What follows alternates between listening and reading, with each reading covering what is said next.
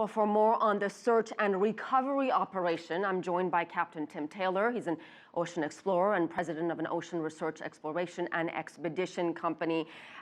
Tim, explain something to us. There is the searching and sweeping of the Mediterranean, and then there's the actual retrieval. Explain the process for us. How is it done?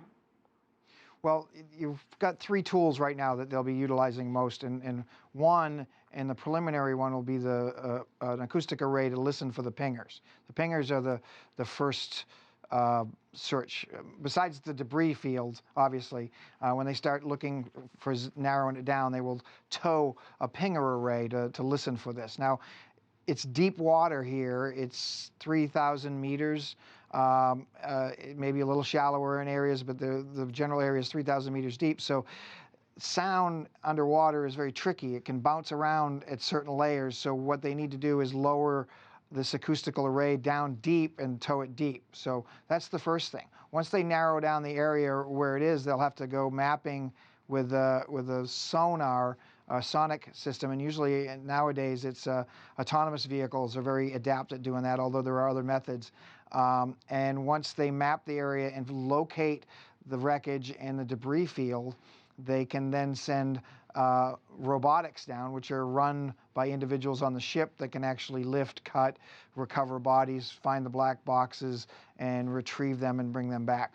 All this is a time-consuming type operation, and these assets are not standing by waiting to go. They have to be assembled, integrated, mobilized from different parts of the world, taken off other jobs. So it's not something that is like a fire station where they're going to respond immediately and be out there looking. It's going to take some time to spool up and get this thing rolling. So how do they know the object that they have found, for example, is in fact associated with EgyptAir plane or maybe debris from something else in the water? Well, that's what the experts can tell, the people that put planes together and take them apart. So they're going to have distinguishing marks and serial numbers and certain characteristics that they will make sure that it is from the plane. That is the first step. My expertise is in the actual looking and searching for and recovering. Obviously, if they find loved ones' bodies, remains on the surface like they have, that's obviously a real indication of where it came from. So. And Tim, do they need different equipments for different things? Do they need one type of equipment for recovering parts of the wreckage and another for retrieving the bodies? There are the machines they use to go deep are remote operated vehicles, and they basically are electric or hydraulic system that's run from the boat with a long cable that sinks down 10,000 feet. And on those machines they put different tools. They can put different payloads and different cutters and different assets that can do certain things. So in one way they're using the same equipment, but they may be attaching different tools to those remote operated vehicles or robots to complete the job. And what about conditions of the water, Tim?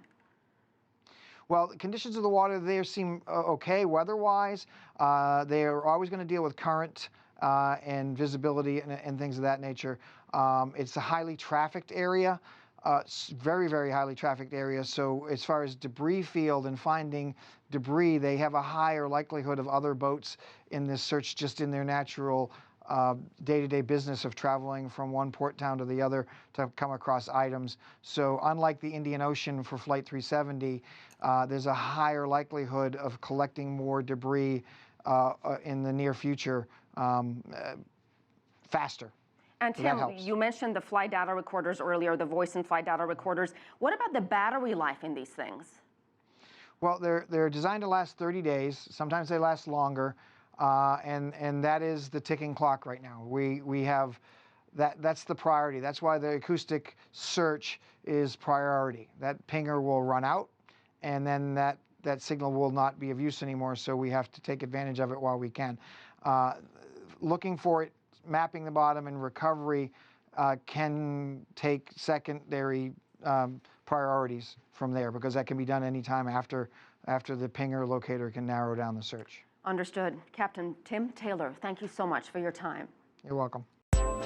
If you like what you just saw, follow us on social media and visit our website, cctv-america.com.